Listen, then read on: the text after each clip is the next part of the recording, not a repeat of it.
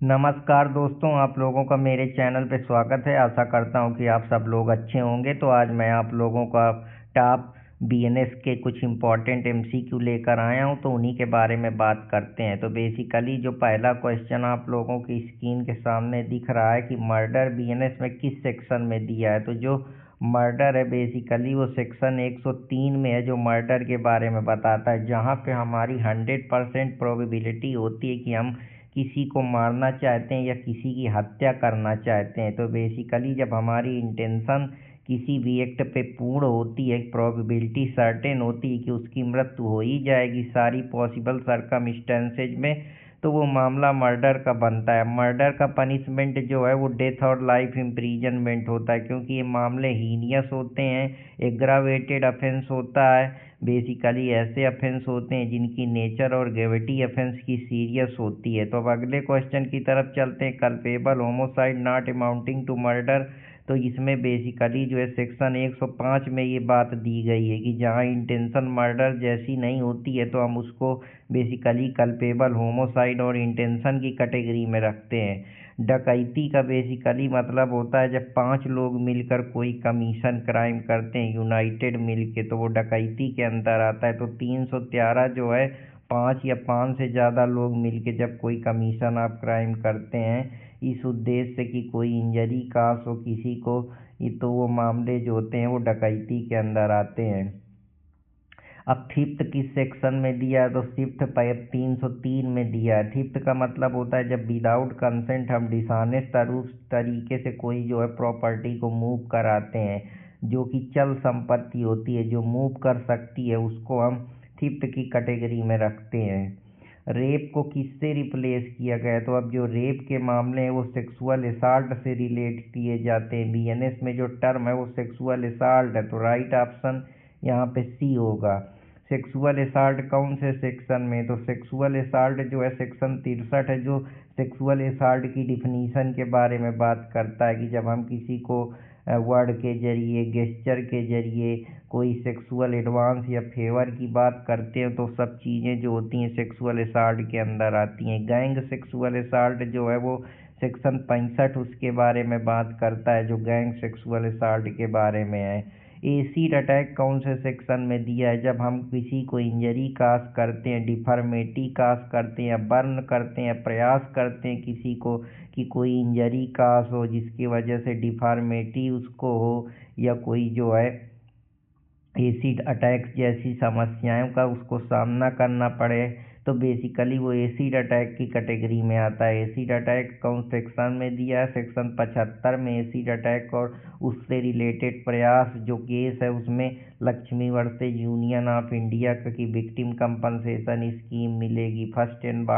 First aid medical वो होना चाहिए, जो कोई भी चाहे प्राइवेट हो या पब्लिक अस्पताल हो वो उसको एडमिट करेगा। तो अब सेडिशन के बारे में जहाँ हम गवर्नमेंट के खिलाफ विध्वंस करते हैं या अपने देश की सोवरेनिटी इंटीग्रिटी को चैलेंज करते हैं, तो बेसिकली वो मामले जो होते हैं एक्ट इंडेंजरिंग सोवरेनिटी को इस सेडिशन के नाम पे बदल के जो है हमारा नया जो अब भारतीय न्याय संहिता है उसमें ये चीज़ दी गई है।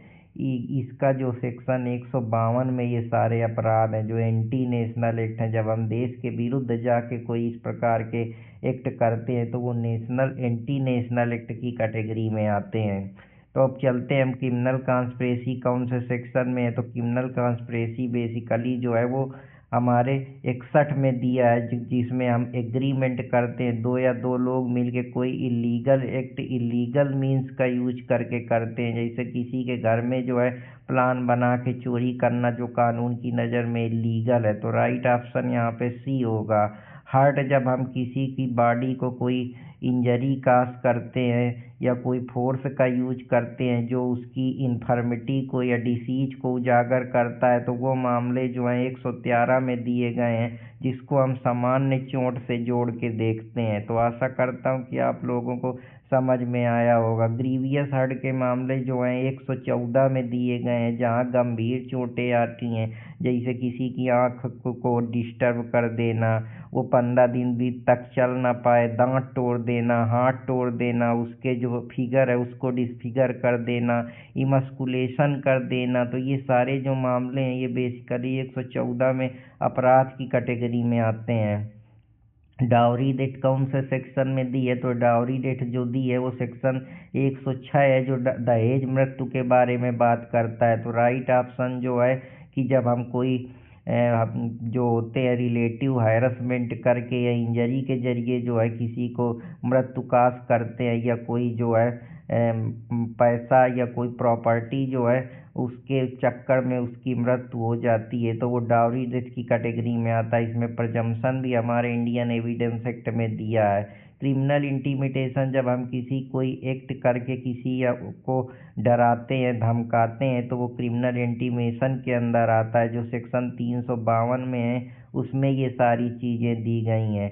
जब हम किसी को किडनैप करके किसी से पैसा चार्ज करते हैं तो उसी को हम किडनैपिंग फ्रॉम रैंसम बोलते हैं। तो राइट ऑप्शन यहाँ पे जो किडनैपिंग फ्रॉम रैंसम के मामले हैं, पहले ये जो मामला था 300 कितने में 64 में ए में दिया था, अब ये मामला 140 जो हमारा है फिरौती के लिए, जब तुम किसी का अपहरण कर देते हो, तो ये सब मामले हैं। जब रॉन्गफुली हम किसी को कहीं जा सकता है बिना जस्टिफिकेशन के उसको रिस्टेन कर लेते हैं, रोक लेते हैं, तो ये सेक्शन 124 में रॉन्गफुल रिस्टेनमेंट के बारे में, जहाँ हम किसी का रास्ता रोकते हैं। रॉन्गफुल कन्फाइनमेंट बेसिकली जो है किस सेक्शन में दिया गया है? तो जब हम किसी को एक पर्टिकुलर डायरेक्शन में जाने से रोकते हैं या प्रेस्क्राइब लिमिट बना देते हैं कि तुम इस लिमिट के बाहर नहीं जाओगे, तो ये मामला 126 में आते। जैसे रूम में बंद कर लेना, स्पेस में बंद कर लेना, ये सब मामले हैं। चीटिंग बेसिकली जो हमारी है वो 318 में दी है, जब हम फ्रॉडुलेंटली इंटेंशनली किसी को डिसीव करते हैं, इंजरी काज करते हैं, जिससे उसकी बॉडी रेपुटेशन को डैमेज काज हो, तो वो मामले जो हैं बेसिकली चीटिंग के अंदर आते हैं। क्रिमिनल ब्रीच ऑफ ट्रस्ट, जब कोई ब्रीच हम बना होता है, दो लोगों के बीच में एग्रीमेंट है, उसमें ट्रस्ट जो है ब्रीच कर देते हैं। बेसिकली हम किसी ने हमको पैसा दिया कि टिकट ला के दे देना, हम उस पैसे को ओमिट कर जाएं या अपने पर्सनल यूज के लिए यूज कर लें क्रिमिनली तौर पे, तो वो इंजरी कास हो जाए किसी दूसरे पर्सन को, तो वो मामले जो होते हैं क्रिमिनल ब्रीच ऑफ ट्रस्ट के अंदर आते हैं, जो सेक्शन 321 में अपराध की कैटेगरी में आते हैं, जहां हम किसी की प्रॉपर्टी को सौंप देते हैं, वो उसका मिसयूज कर देता है। एक्सटॉर्शन के मामले समझते हैं। एक्सटॉर्शन बेसिकली जब हम किसी को डरा धमका के कोई प्रॉपर्टी डिलीवर कराते हैं, तो वो मामले एक्सटॉर्शन की कैटेगरी में आते हैं। तो इसमें जो राइट ऑप्शन 312 में डरा धमका कर संपत्ति लेना, ये इसकी कैटेगरी में आता है। तो आशा करता हूँ कि आप लोगों को ये पसंद आया होगा। अगर पसंद आए तो चैनल देसी स्मार्ट एकेडमी अर्पित कुमार इलाहाबादिया के साथ जुड़े रहें। तो फिर मुलाकात होगी, तब तक हंसते रहें, मुस्कुराते रहें और चैनल को लाइक सब्सक्राइब करते रहें। जय हिंद दोस्तों, जय भारत।